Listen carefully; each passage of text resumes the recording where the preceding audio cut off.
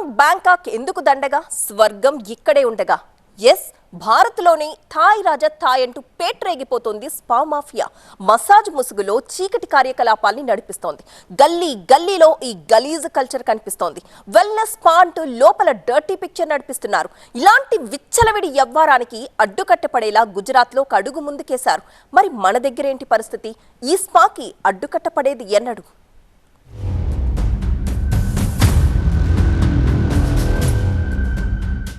బయట సెలూన్ పటారం, లోపల bed chat వ్యాపారం, జిగేలమనే సెట్టింగుల మాటున రోత పుట్టించే యవ్వారం, డబ్బు కోసం బరి తెగిస్తున్న కేటుగాళ్లు. దేశంలో ఇప్పుడు ఎక్కడ చూసినా స్పానవాళ్లు.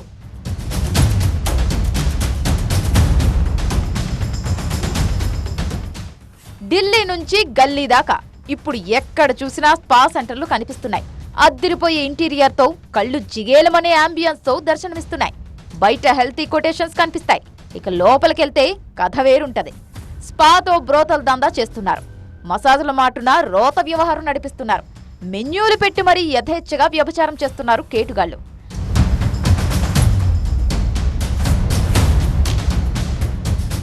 అక్కడ ఇక్కడ అనేం లేదు.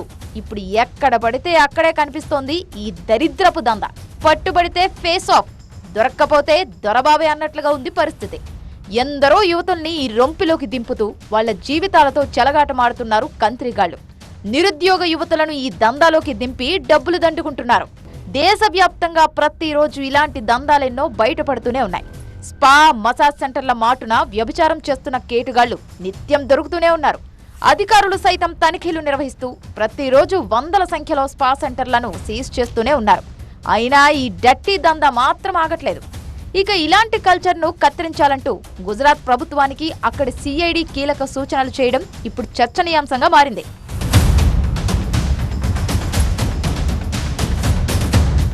రూల్స్ అండ్ రెగ్యులేషన్స్ అంటూ ఓ చిన్నపాటి చిట్టానే గుజరాత్ ప్రభుత్వం ముందుంచింది సిఐడి. స్పాలో మెయిల్ అండ్ ఫీమేల్ రూమ్స్ వేర్వేరుగా ఉండాలన్న నిబంధనలు పెట్టాలని సూచించింది. స్పాలో పనిచేసే ఉద్యోగులకు తప్పనిసరిగా ఐడి కార్డు ఉండేలా చూసుకోవాలని, స్పా రూమ్ ఎప్పటికీ తెరిచే ఉండాలని, స్పా సెంటర్లో రాత్రి బస అనుమతించకూడదని, అంతేకాదు స్పా అండ్ మసాజ్ సెంటర్లకు తప్పనిసరిగా ఆరోగ్య శాఖ నుండి ట్రేడ్ లైసెన్స్ ఉండాల్సిందేనన్న నిబంధనలు పెట్టాలని ప్రభుత్వాన్ని కోరింది. ఇక స్థానిక పోలీసులు ఎప్పటికప్పుడు తనిఖీలు జరపాలంటూ రూల్స్ లిస్టులో పేర్కొంది సిఐడి. మొత్తంగా స్పా అండ్ మసాజ్ సెంటర్ల మాటున జరుగుతున్న బ్రోతల్ దందాను అరికట్టేందుకు ఓ అడుగు ముందుకేసిన సిఐడి ప్రభుత్వం ముందు పలు సూచనలుంచింది. ప్రభుత్వం కూడా సిఐడి సూచనలకు సానుకూలంగా స్పందించింది. రేపో మాపో ఈ రూల్స్ పాస్ చేసే అవకాశమూ కనిపిస్తోంది. గుజరాత్ సంగతి సరే, మరి తెలుగు రాష్ట్రాల పరిస్థితి ఏంటి? హైదరాబాద్, వైజాగ్ లో స్పా పేరుతో నడుస్తున్న గలీజ్ వ్యాపారానికి అడ్డుకట్టపడేదెప్పుడు? మనకు కూడా అలాంటి రూల్స్ అండ్ రెగ్యులేషన్స్ ఉంటేనే బాగుంటుంది కదా అన్న వాదనలు వినిపిస్తున్నాయి.